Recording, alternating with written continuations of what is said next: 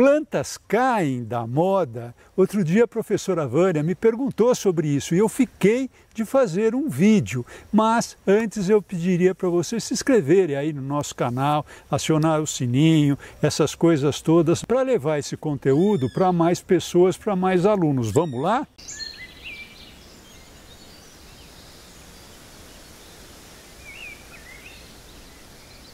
Plantas são seres vivos, elas não podem cair da moda, assim como um pássaro, por exemplo, também não pode cair da moda.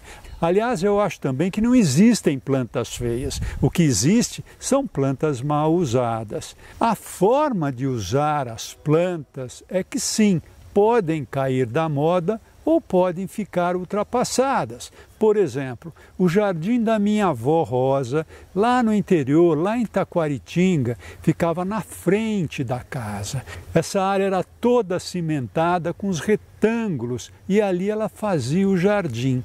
E o jardim dela era plantado com palmas de Santa Rita, amor perfeito, dálias, algumas roseiras, ou seja, eram as plantas que eram bonitas, não era o jardim que era bonito, mas ela se orgulhava muito desse jardim, até porque aquilo tudo dava um trabalho desgraçado, porque eram plantas anuais, então tinham que ser semeadas ou plantadas de bulbo, a maioria delas, e talvez um dos motivos dela adorar é porque ela era muito admirada por isso. Aquilo lhe dava um certo status. E o que é status? O status está ligado ao destaque, ao prestígio, e todo mundo gosta de ser prestigiado. Então ela, que tinha um bando de filhos, ainda arrumava um tempo para cuidar do jardim, plantar aquelas plantas, tirar o matinho, semear, esperar elas florescerem. E muito em função daquelas plantas que ela usava, demonstrava que dava um certo trabalho. Então só quem podia ter esse trabalho tinha ali um nível social melhor. E nesse sentido, o status pode ser entendido quem tem uma classe social privilegiada. No caso, ter empregados para fazer aquele tipo de jardim. Então, naquela época, os jardins frontais serviam para isso, para serem admirados, as plantas, as flores serem ali contempladas pelos passantes, pelos vizinhos. Olha que jardim lindo, quer dizer, olha que flores lindas que ela tem, quer dizer, olha que flores trabalhosas que ela consegue ter. Nessa época, numa cidade pequena, onde a poucos passos eu já estava ali no campo, eu já estava na área rural, ou seja, eu já estava junto à natureza, eu não tinha necessidade do jardim com o conceito biofílico, que é aquele que me abraça, aquele que me envolve. O jardim, então, era apenas uma coisa contemplativa em busca desse status, desse destaque.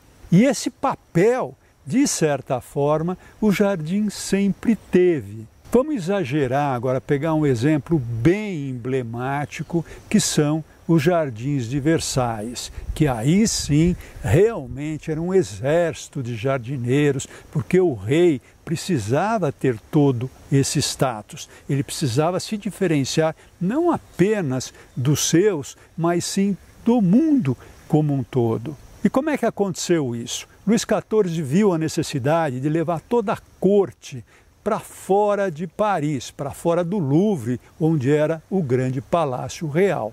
E aí ele pega a cabana de caça do pai dele e vai morar lá e vê que ali poderia ser um lugar muito interessante de se construir um grande castelo. E olha que ironia, ele vê construído o castelo do superintendente de finanças dele, que era o Fouquet. E chega lá, ele fica impressionado. Era o castelo Ville-Vicomte, um castelo maravilhoso, com um jardim fantástico, um jardim ali com bastante simetria, com uma grande monumentalidade, que dava então essa sensação de majestosidade que ele buscava. Ele fica muito furioso, prende o Fouquet e pega todo mundo que trabalhou para fazer esse castelo e leva para Versalhes. E aí estava então André Lenotri, que tinha feito o jardim, só que ele quer uma coisa ainda mais monumental. Ele não se contenta com aquilo, ele ainda quer dar um upgrade no jardim de Villa-Visconti. Vocês vejam então a importância do currículo desde aquela época. E aí então em Versailles, Lenotri se esbalda. Propõe o Gran Canal, que era uma coisa estratosfericamente grande, cria perspectivas muito mais monumentais, jardins de tapeçarias que se rebatem simetricamente, usa pontos focais com fontes maravilhosas, espelhos d'água, esculturas distribuídos nesses caminhos, enfim, faz ali uma coisa que foi admirada no mundo inteiro. E para Luís XIV era muito importante essa demonstração de poder, advinda então de toda essa monumentalidade, essa majestosidade, essa simetria dos jardins de tapeçaria, essas fontes nos pontos focais fantásticas, a construção desse Gran Canal que era uma coisa geométrica, linear, e tudo isso também demonstrava que ele, o rei, é quem fez, não foi Deus. Então, por exemplo, os espelhos d'água têm que ser retilíneos, geométricos, os desenhos das forrações são tapeçarias, com desenhos também feitos pela mão do homem, porque tudo isso demonstrava o poder, a força desse rei.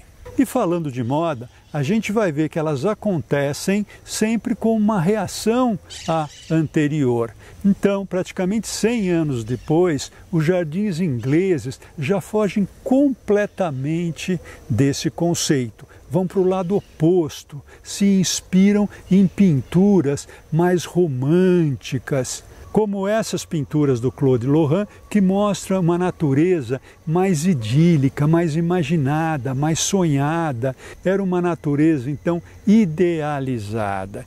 E nessa natureza existiam lagos cuidadosamente desenhados para serem naturais, composição de gramados, com bosques, e tudo muito planejado, inclusive com construções clássicas, gazebos clássicos, as pontezinhas. Tudo isso, de uma certa forma, saía da realidade e ia, então, para um jardim idílico, maravilhoso dos sonhos. Parece que um dos primeiros grandes jardins com esse conceito de natureza idealizada foi o Kew Garden, que veio a ser depois transformado num dos maiores parques de Londres.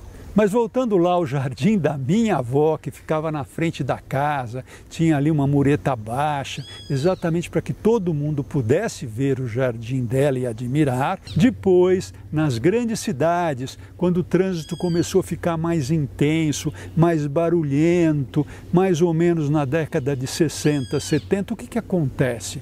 Os jardins começam a se voltar para o fundo das casas e começa a existir uma inversão. Os muros crescem, ficam altos na frente, inclusive para uma proteção maior, também do ruído da via.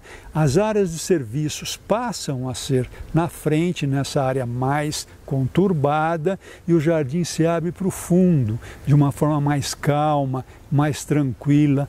E aí sim o jardim começa a ter esse caráter mais de uso, um jardim mais intimista, mais gostoso para receber as pessoas. Agora não existe mais a necessidade de todo mundo que passa na rua olhar o meu jardim.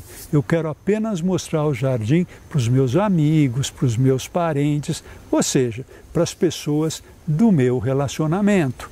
E foi exatamente com o crescimento da cidade, deixando-a mais afastada do campo, que surge a necessidade da biofilia, do design biofílico nos jardins, trazendo então a natureza para dentro desse tecido urbano que já está bastante conturbado, bastante violento e bastante poluído. Mas, Abud, você fala que planta não cai da moda, e o pingo de ouro que todo mundo usou e agora todo mundo detesta? Exatamente porque foi muito usada, foi muito mal usada, porque coitada da planta, exatamente pela sua versatilidade, pela sua rusticidade e também pela beleza das suas folhas verde-limão, que se destacava na paisagem, ela foi super usada e todo mundo acabou cansando dessa planta.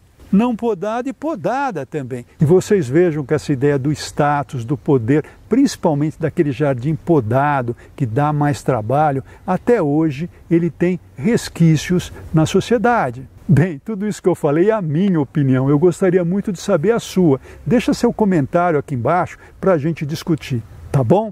E vou terminando mais esse vídeo, deixando aquele carinhoso abraço para todos vocês.